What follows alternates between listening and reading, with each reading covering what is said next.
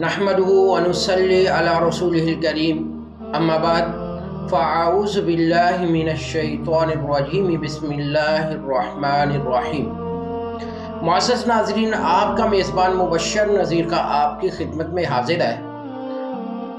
آج کی ہماری اس ویڈیو کا موضوع عورت کا سب سے قیمتی سرمایہ کیا ہے۔ شہر مدین کی اس لڑکی کے اندر اللہ کے نبی حضرت موسیٰ کلیم اللہ علیہ السلام نے ایسا کیا دیکھا کہ 10 سال کی طویل خدمت گزاری کے عوض ان کے ساتھ نکاح کو قبول فرما لیا۔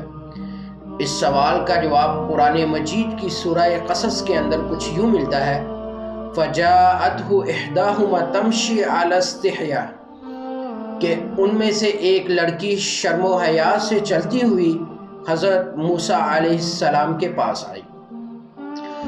قرآن مجید میں اللہ رب العزت نے اس عظیم لڑکی کے ظاہری محاسن میں سے کسی کو ذکر نہیں کیا، نہ ہی قد کو، نہ ہی شکل و صورت کو، اور نہ ہی رنگت وغیرہ کو، بلکہ اس قیمتی وصف کو ذکر کیا کہ جو عورت میں سب سے زیادہ قیمتی ہے، اور وہ ہے حیا۔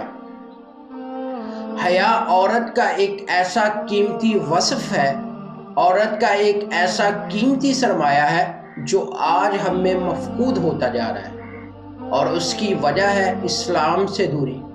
ہم نے اپنی اسلامی تہذیب کو بلا کر مغربی تہذیب کو اپنا لیا ہے، جس کی وجہ سے ہمارا معاشرہ بے شرمی اور بے حیائی کی راہ پر گامزن ہے۔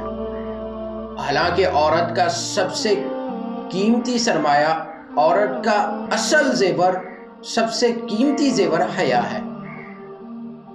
میں اللہ رب العزت سے دعا گو ہوں کہ اللہ رب العزت ہماری ماؤں، بہنوں اور بیٹیوں کو شرم و حیا کا پیکر بنائے، اور ان کو شرم و حیا والے وصف پر قائم و دائم رہنے کی توفیق دے۔